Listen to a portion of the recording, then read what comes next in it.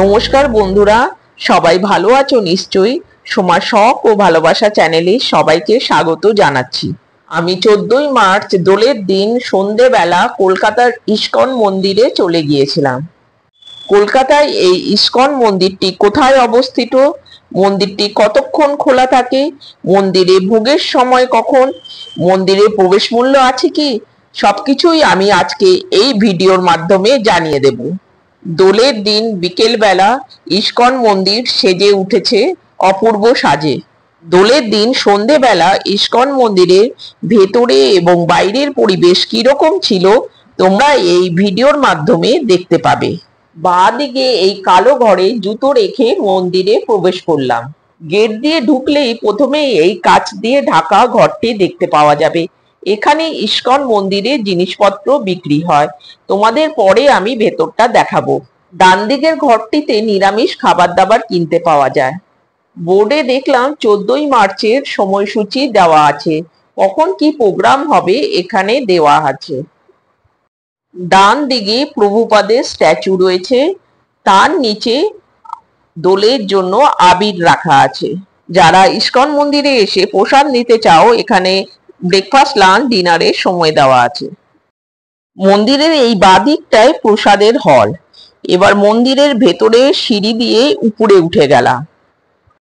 মন্দিরের ভেতর খুব সুন্দর পরিবেশ।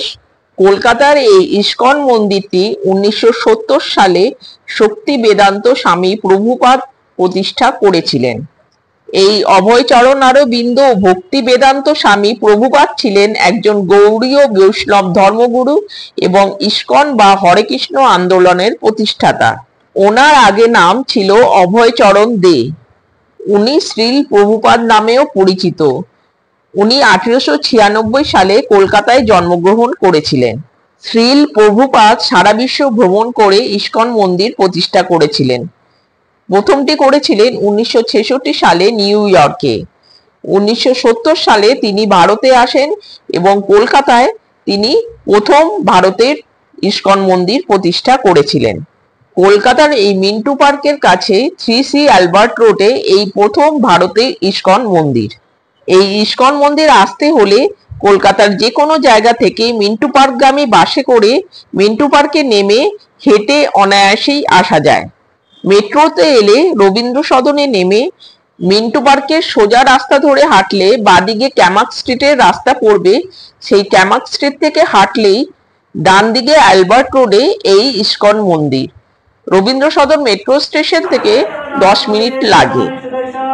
আমি এই মন্দিরের সময়সূচি এবং মন্দিরের অ্যাড্রেস ডেসক্রিপশন বক্সে দিয়ে রাখবো, তোমরা সেটা দেখে অনায়াসেই এই মন্দিরে আসতে পারবে।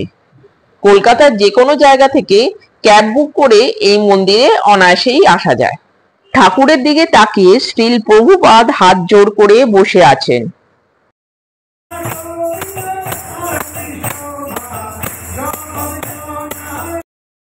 শ্রীল প্রভুপাদ যখনই কলকাতায় আসতেন তিনি মন্দিরের সঙ্গে একটি ছোট ঘরে থাকতেন।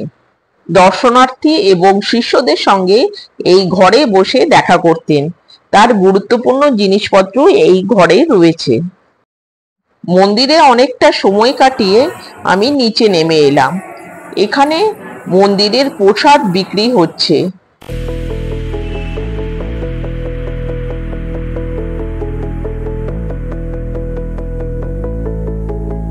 অনেক রকম প্রসাদ আছে, আমি তার মধ্যে খাজা ও গজা কিনলাম।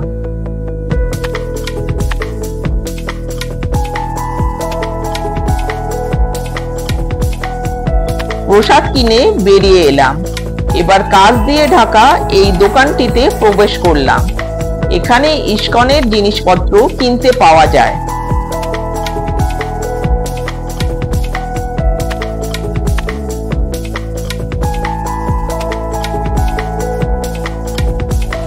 বাইরে বেরিয়ে এসে লাইনে দাঁড়িয়ে খিচুড়ি প্রসাদ নিলাম।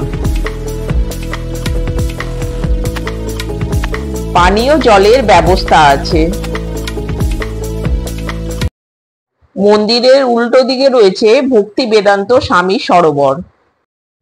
এবার বাড়ি ফেরার পালা। যারা বাইক বা গাড়ি নিয়ে আসবেন সুন্দর পার্কিং এর ব্যবস্থা আছে। আজকে তাহলে এই পর্যন্তই। তোমাদের কলকাতায় ইসকন মন্দির দেখালাম। কলকাতায় যারা থাকো বা বাইরে থেকে কলকাতায় এলে এই ইসকন মন্দিরটা ঘুরে যেও, খুবই ভালো লাগবে। ভিডিওটা যদি ভালো লাগে লাইক কমেন্ট করে দিও, বন্ধুদেরকে শেয়ার করে দিও, নতুন যারা দেখছো চ্যানেলটা সাবস্ক্রাইব করে দিও। সবাই ভালো থেকো, সুস্থ থেকো, আনন্দে থেকো। আবার শীঘ্রই দেখা হবে নতুন একটা ভিডিওতে।